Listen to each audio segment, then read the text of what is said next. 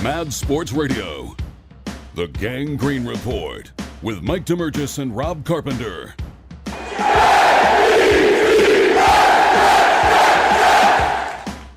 All right, Mike Damergis, Rob Carpenter, Martino, Puccio for the Gang Green Report, and the Thursday night fiasco. The Jets lose to the Broncos 37-28, 0-4 on the season, and it looks like with their upcoming next 5 games will be 0-9. But as of right now, Adam Gase still has his job, Rob. You know, from the reports, the Johnsons, just feel like they're just going to wait it out. And, from what I'm gathering, is just the fact that they don't really want to, have a lame duck coach out there that they're paying who's not coaching. So that's the brief report that I got, So it's kind of a bunch of crap to beat because the team is lost already. You're paying a coach just to lose your games, so it really wouldn't matter if you're paying a coach to not coach this team anyway. So, you're probably right. By the time we get to the break, they're going to be 0-9.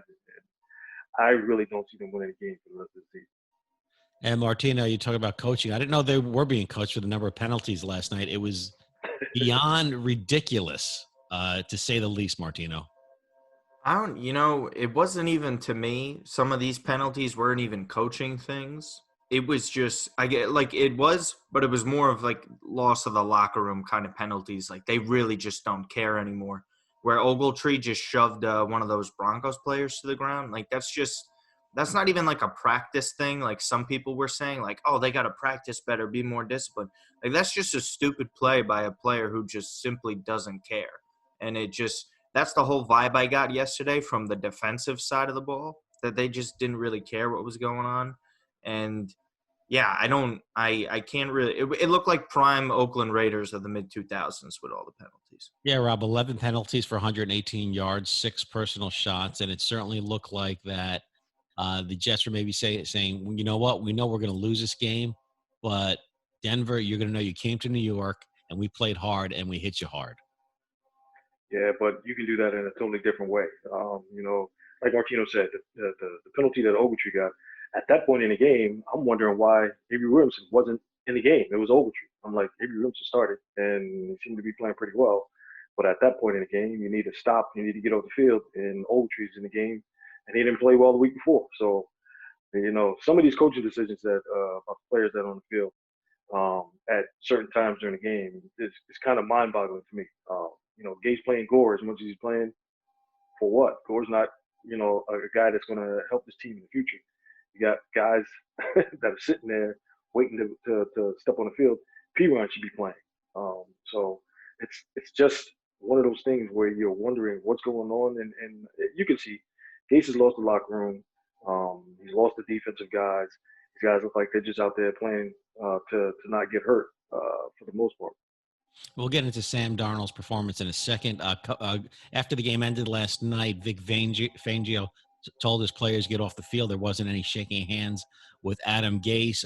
Gase calling some ridiculous timeouts in the final minutes, and then when the Broncos were taking a knee, basically, Jets were taking some cheap shots at him.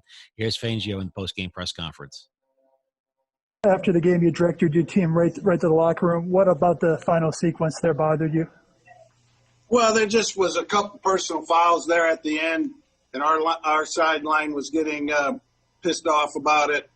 And I just wanted to avoid any confrontation at the end of the game and having it get ugly there. So I tried to get our guys to leave quickly just to avoid anything happening there. So Fangio, again, going off the field immediately, Rob. Normally after a game, coaches shake hands. Adam Gase certainly not winning over the Jets fans, and now he's ticking off the Bronco fans as well with a lot of the cheap shots and real questionable calls by Gase to call timeouts when the game was already out of hand. Why extend the misery, Rob? That's a question that I think Gase is going to have to answer because you wonder why he would call. Everyone's wondering why is he calling timeouts in this point of the game. The game is over. Even if you got the ball back with 30 seconds on the clock, you're not going anywhere. You're basically just putting guys, in harm's way, calling more plays. And some of that, what Fangio was doing was directed at Greg Williams. It wasn't all at Adam Gase because Greg Williams is the one who's actually calling plays on defense. So And as noted by myself and a lot of other guys that have played in the league about Greg Williams' reputation for having his defenses play, a little skeptical in certain ways. I do think some of that was actually, pointed at him, not just Gates, but definitely Gates for calling those timeouts and putting guys in harm's way. It's kind of just ridiculous. Well, Martino, a lot of eyes, of course, are on Sam Darnold. Basically, he's vying for his job under Joe Douglas, and things got started off on the right foot with this play right here in the first quarter. They gave the Jets a 7-0 lead. The snap and drops the throw. Under pressure, tries to avoid a sack and somehow does. Scrambles to his right, makes a man miss. There goes Darnold to the 40, to the 30, breaks a tackle at the 20, 10, 5. Unbelievable! Touchdown! So Sam Darnold looking like Steve Young there, ESPN 98.7 with the call. Martino, that's something we haven't seen out of Sam Darnold in his 2+ seasons. And certainly he's basically saying, okay, if I'm auditioning for my job, I really got to show what I can possibly do here. Yeah, I mean, he had no choice there either. He was about to get laid out on that play too. So it was a quick adjustment there, and he had some runs a few plays earlier than that. So he was already on the move, and he looked comfortable doing it. For me, my real thing is that if you look at Le'Veon Bell's last two games and combined rush yards, it was lower than Sam Darnold last night after that run. So it's a bigger issue. Yeah, Rob, Frank Gore, 13 carries, 30 yards. Sam Darnold, 6 carries, 84 yards, a 14.0 average right there. Clearly, the Jets couldn't get any kind of push on in the run game, and they had trouble protecting Sam Darnold as he was sacked 6 times for 54 yards. Oh, and let's not mention how was drilled to the ground early in the game, and it looked like he had either a separated shoulder or a broken collarbone, Rob. Yeah, that one was a little tough to watch. Basically because Sam had a guy that was wide open. He should have thrown the ball. He would have never taken that hit. I still don't know why. Everybody watching the telecast still don't know why he didn't actually let it go. KJ was open, and he was open by a bunch. That was an easy pitch and catch right there. So it kind of showed at some points during the game that Sam was actually holding the ball for whatever reason. But we knew he was going to be under pressure tonight. The offensive line is beat up. We're only, 4 plays into the game when the guy Beckett had to come in, and he was supposed to be the emergency tackle. And then he goes back out because he re-injures himself. And he looked like he was in a lot of pain on the sidelines. But some of those sacks that Sam took were on him. He was having some reads during the game that I just was mind-boggling to me about why he was holding the ball, or he didn't let the ball go to the guys that were open. And I'm sure they saw, on film study, the limited film study that they had, that certain guys were going to have a chance to be open quick, and he just wasn't letting the ball go. That's a lot of the things, or some of the things that he has to brush up on for himself. Get the ball out of his hands to the guys when they're open. That way he doesn't take the hits, and that way it takes some of the pressure off the offensive line. And on the flip side of that, with the running game, it's just I still don't understand why Gates actually has Gore handling the ball so many times. Again, he's been a great running back in this league, but for the team going forward, he's not helping them at all.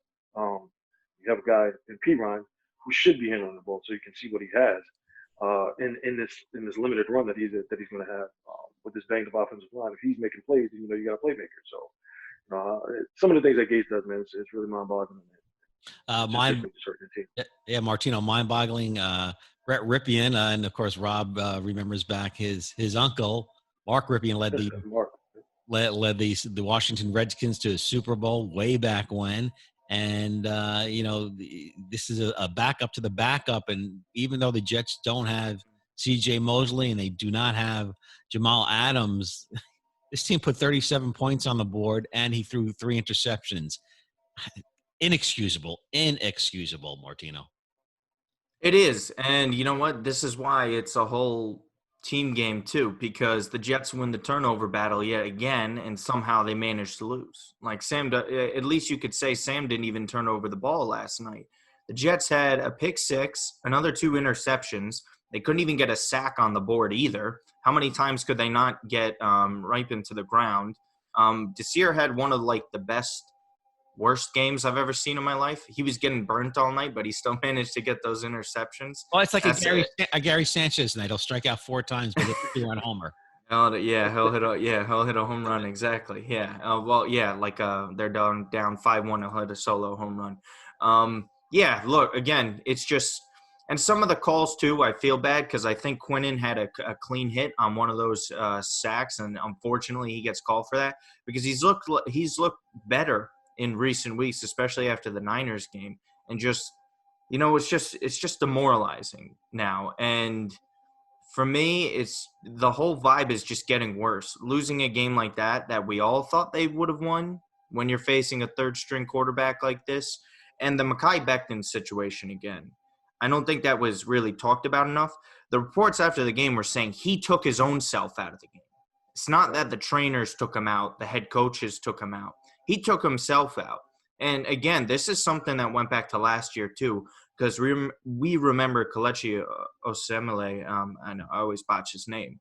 He had an issue too with the Jets team doctor and the way they're handling everything. And then we see all these guys injured all the time. So it's already borderline malpractice with what they're doing. So honestly, who knows if he ends up sitting out for a few weeks, and then you have your third string left tackle because we have no idea with Adoga and how long he's going to be. It's just really getting worse by the week. And then when you sit there and say you don't want to fire the coach for the whole season because it'll be detrimental to your quarterback's development, I mean, what are we doing here? I truly don't understand it. And, it's just depressing because it's just, you don't see anything turning around. And they showed the graphic of all those 4 games coming up, and you say 0-8. You could go and show the rest of the schedule, and I really don't see a win on it.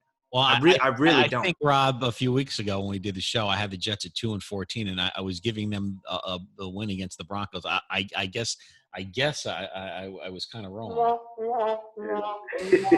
So Rob, what is the protocol? What is the protocol? Remember I said that. Yeah, what is the protocol when a player gets hurt? Do they take themselves out of the game in that situation? And what goes on the sideline? What leads a player to be take themselves out of the game, or the coaches take them out of the game? Well, it depends, and depends on the type of injury. Like if you pulled your hamstring, you're not even going back in the game. You don't even have to be pulled out. You just know, I can't play. Coaches will ask you, can you go? And something like that, you'll most likely say, no, you can't go. You're not going to put yourself in harm's way if you can't be pretty close to 100%. Nobody's really at 100% for the whole season to get banged up. But in Becton's case, he was already an emergency guy, supposed to be an emergency backup. He's in the game within the first 3 plays of the game, and after the first series, he was back on the sidelines, shaking his head like, I can't go. And then he's back in the game again, and then he pulls himself out, saying, I can't go.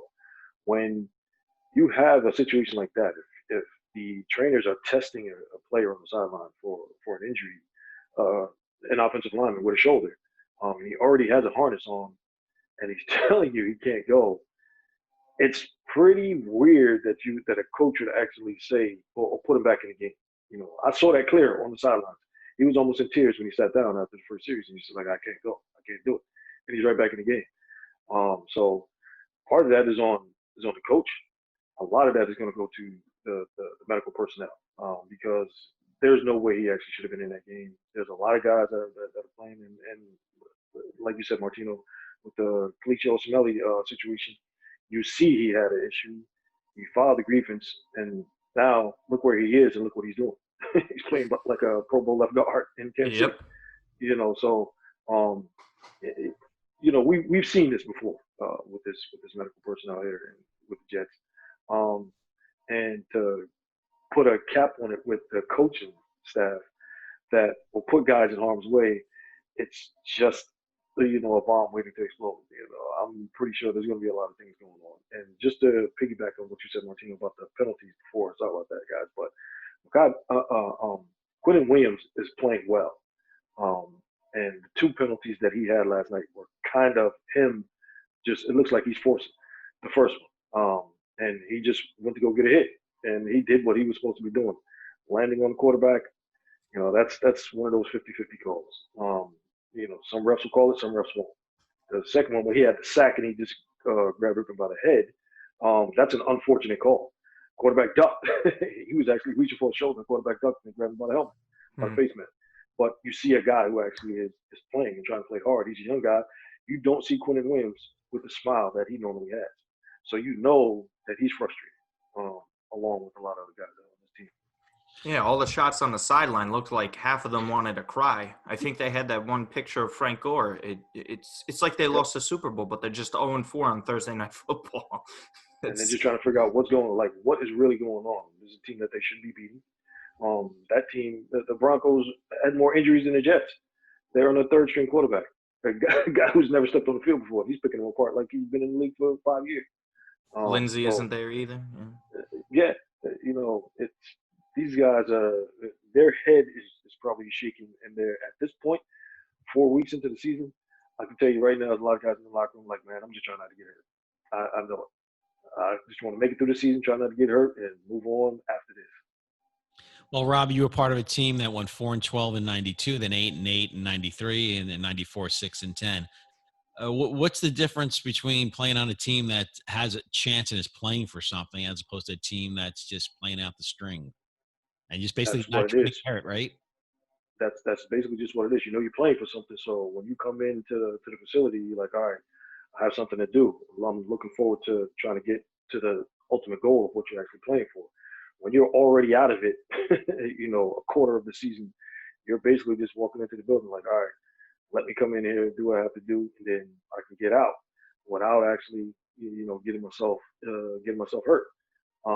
So that's part of the mentality. But once you put the pads on Sunday, you're going to play. And you're going to try and play to the best of your ability because you got another guy on the other side of the field who's trying to outplay you. So, and there's 31 other teams who are watching the film.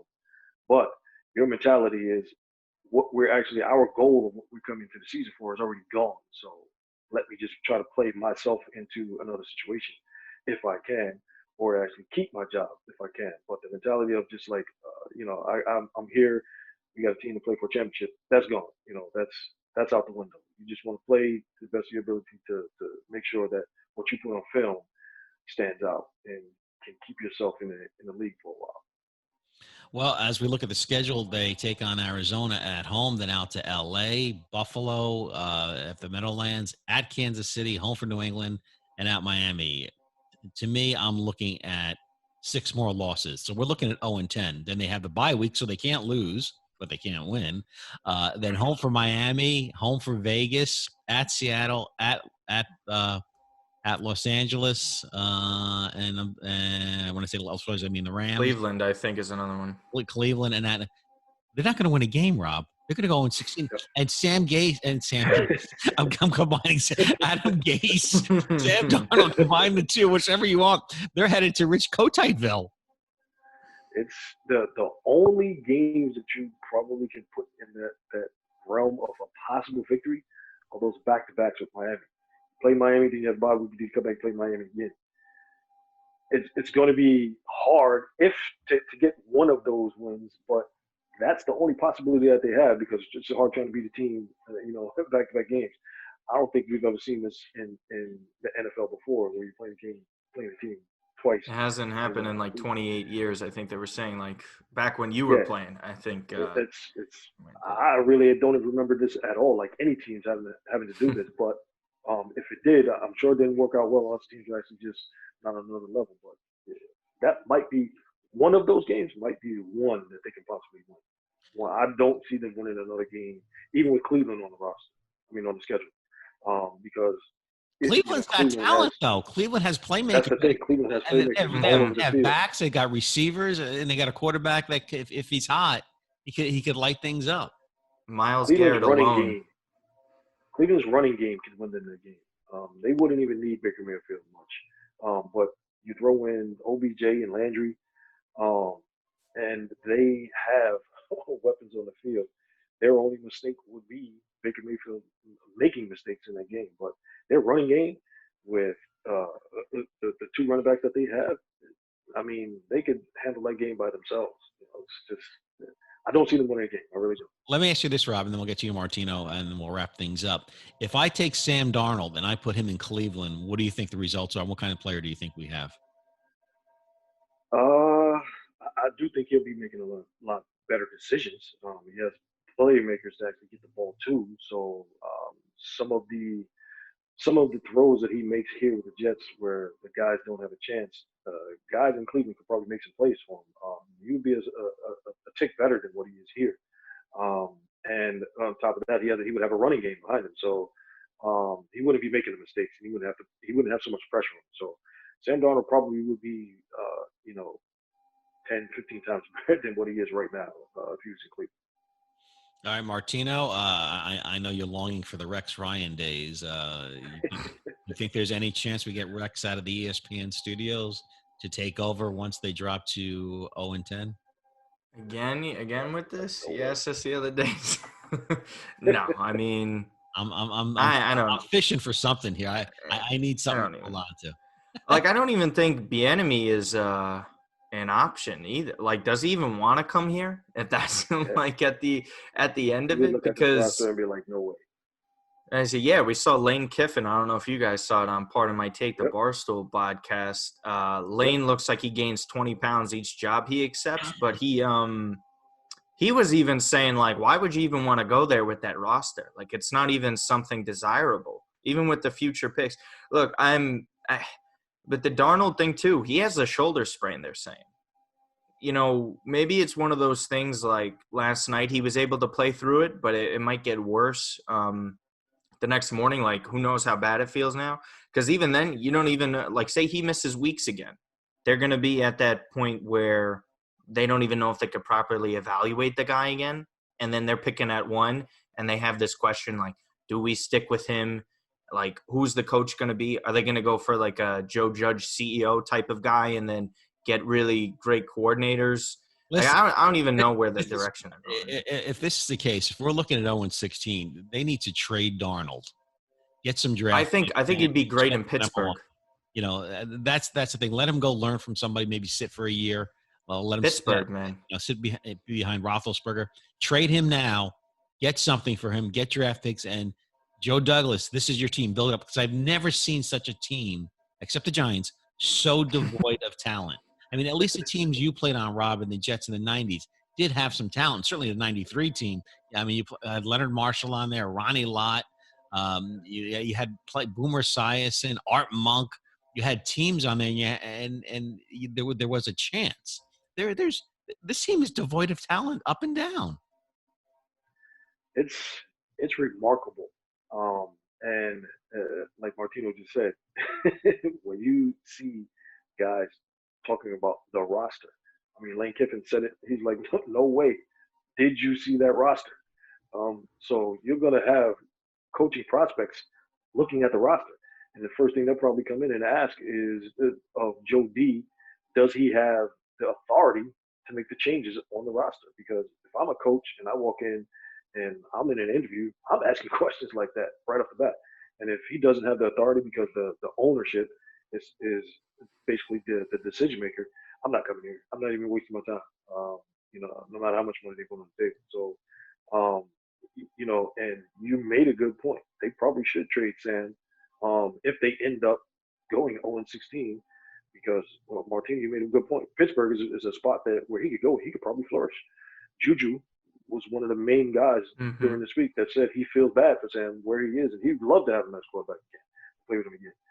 Juju knows what he could do, but if he was in Pittsburgh, hey, could you imagine him being in Pittsburgh and sitting behind Ben for a year, learning that system and learning from Ben? Sam would probably, again, be a ton better than what he is right now. He has playmakers there. They got 4 receivers that can start anywhere in this league. And they have a running game. So again, and he has offensive line that's a cohesive unit. So he would be a lot better off somewhere else. I kind of feel bad for him because some of the things that he's doing and the mistakes that he's making is just a quarterback that's pressing. And he knows the team is on his shoulders and he has to make plays, and it's just not happening. And unfortunately, that usually hampers young quarterbacks in this league, and sometimes they don't recover from it. Hopefully, it's not the case, but If there's another coach that comes into this program, I'm sure he's going to want to put his stamp on the team, and probably won't want Sam to be his guy. New coach, and especially if they have the number one pick, Trevor Lawrence is going to be that guy. Hey, Martino, do you think Adam Gase puts a tattoo of Sam Darnold on his shoulder Sam Darnold. with his Nah, the jersey like Rex did? For all we know, he's got a Frank Gore tattoo on his backside because he did the same thing with Kenyon Drake in Miami too, and he didn't use him for the life of him. And he goes over to Arizona. He's doing what he's doing. All I'm looking forward to, Landry too. All I'm looking forward to is just the hope. The only hope here is Woody Johnson comes back if Trump loses this election, sees the team is winless. They got New England right after that. If they get embarrassed on Monday Night Football, you could see him get canned there, despite them saying he'll stay the whole season.